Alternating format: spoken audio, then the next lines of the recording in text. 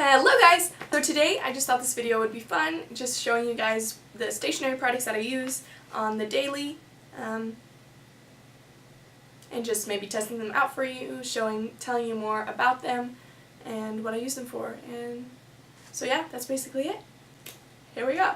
First up, obviously, is my bullet journal that I use. So I got this one from Walmart. It's just an XC journal. It's a little bit smaller than an A5. It's a little bit narrower, so I'm not sure what size it is.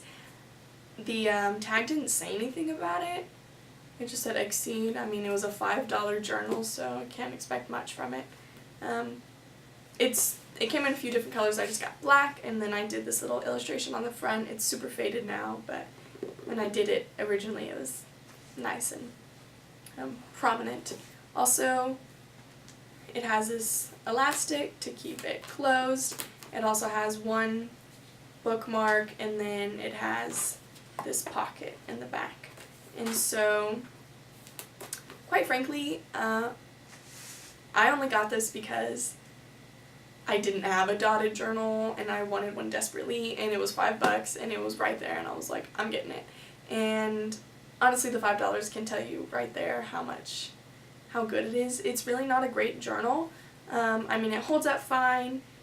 The paper's just too thin for me.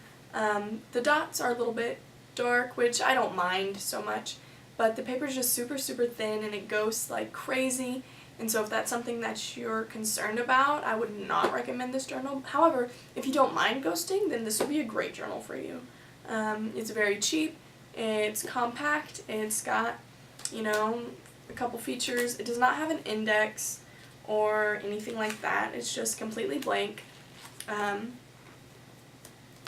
But like I said, it does ghost really badly, and it's not great for watercolors, which makes me sad because I do like to incorporate them, and sometimes I do it anyway.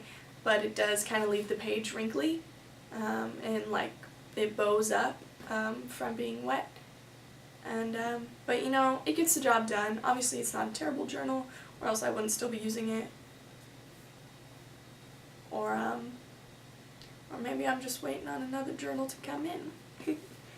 Next up is my pencil bag. This is just the one that I use. It's actually a makeup bag. I'm not sure where I got this, honestly. I think someone gave it to me, or I found it in my house.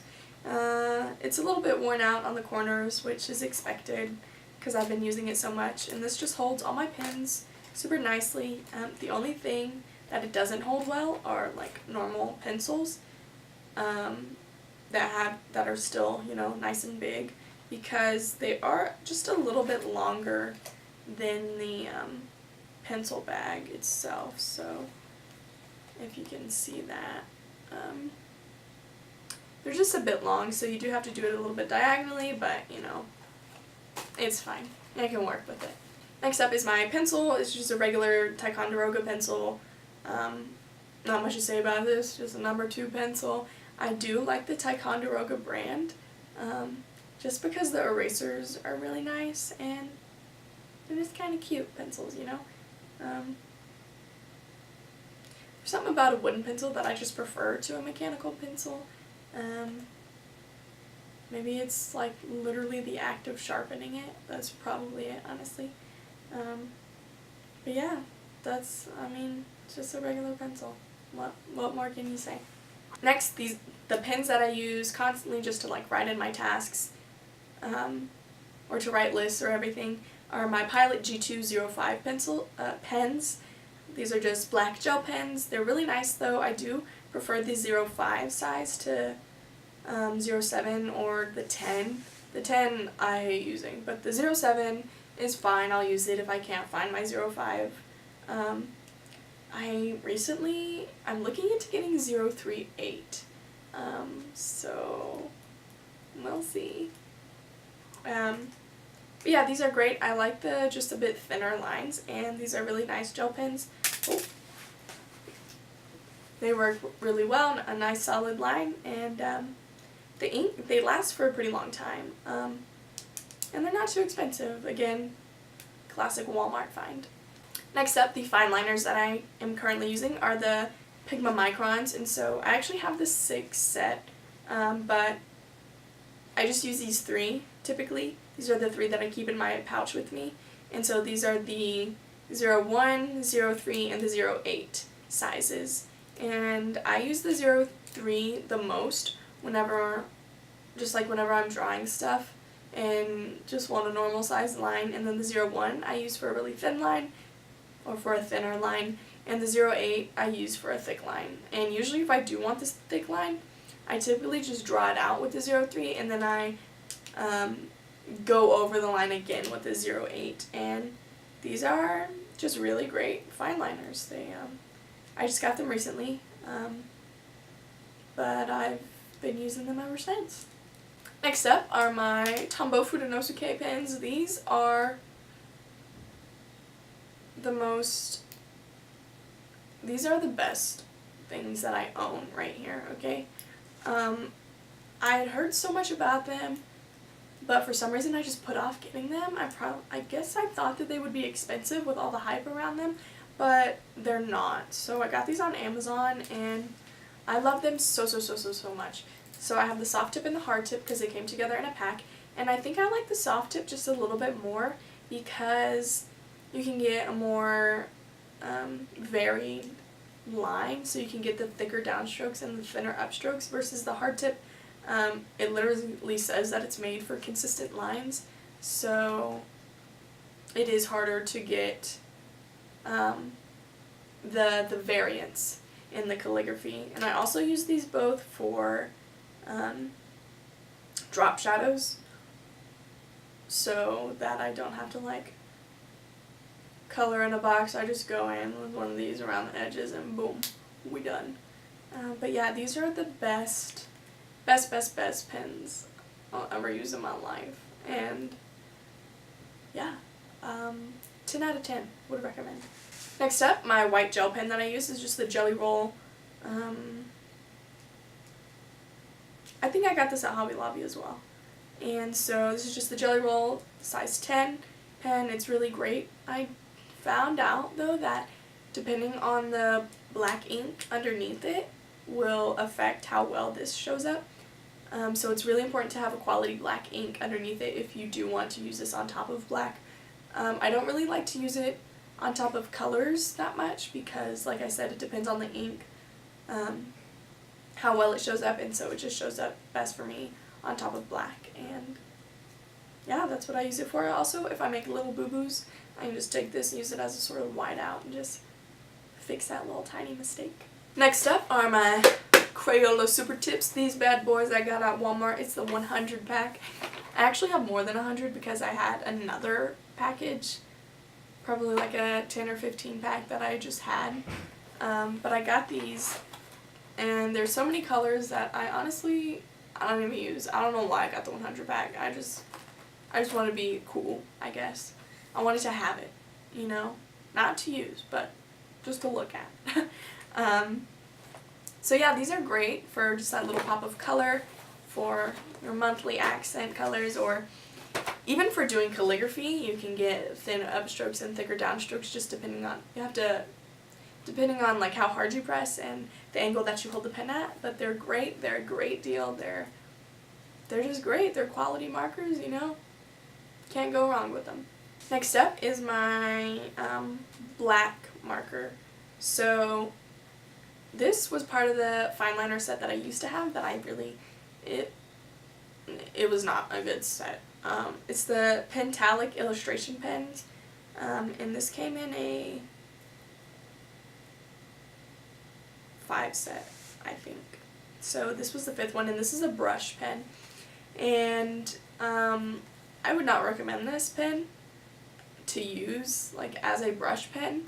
I just like to use it to color in black boxes and things like that, and especially if I want to use the white pen on top of this. This is a really nice black ink, and also since it is the brush tip, it's easy to cover large areas faster, but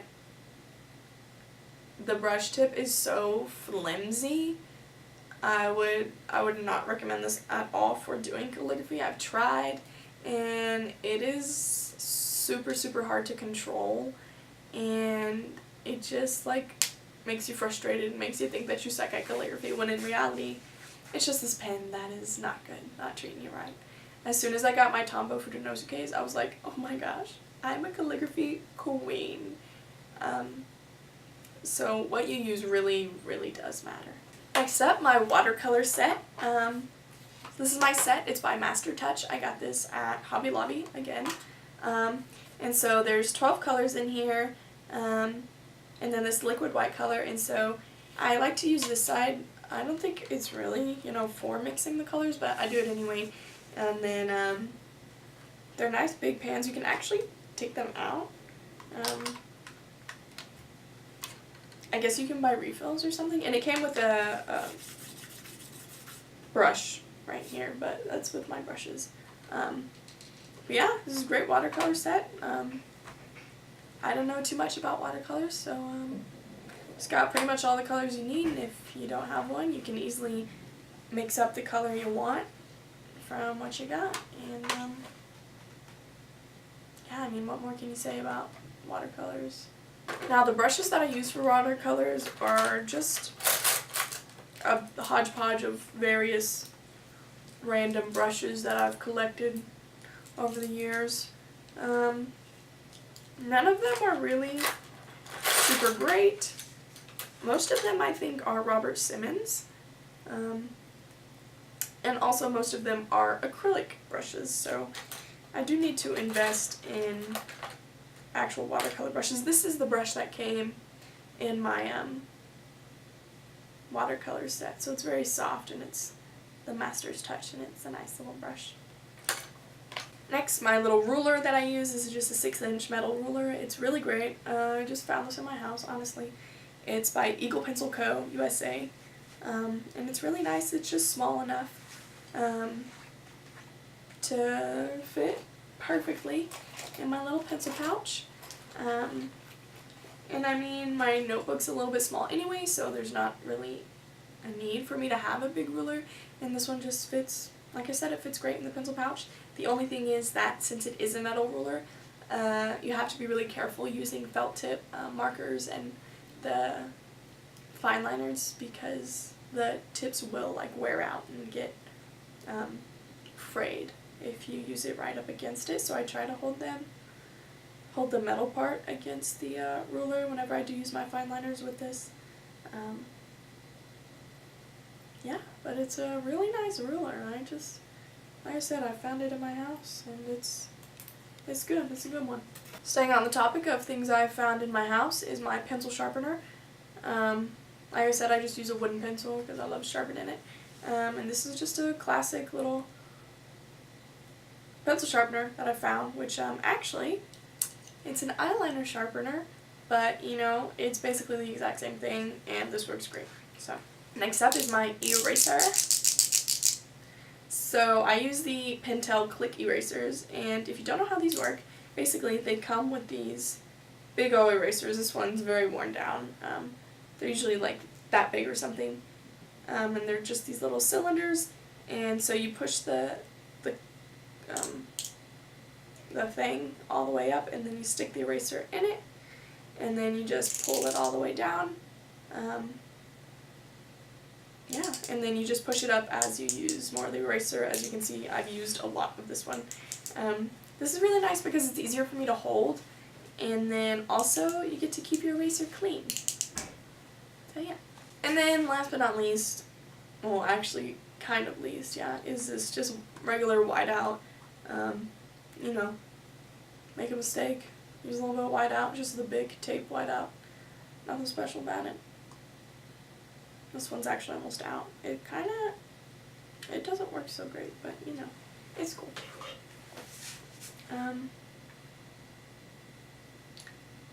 Yeah, that's basically all that I got for you guys. Thank you so much for watching this video and for joining me on this stationery journey. I hope that you learned something, and if you did, tell me what it was in the comments, or tell me what you want now that you saw it in this video. Thank you guys so much for joining me. I already said that. Be sure to press that like button if you did enjoy this video, and if you really want to see more videos like this from me, be sure to click that subscribe button down there. And I'll be sure to leave all the products that I mentioned in the description. I'll leave links to them. And yeah, that's basically it. So once again, thank you guys so much for watching, and don't forget to tune in next time. Bye.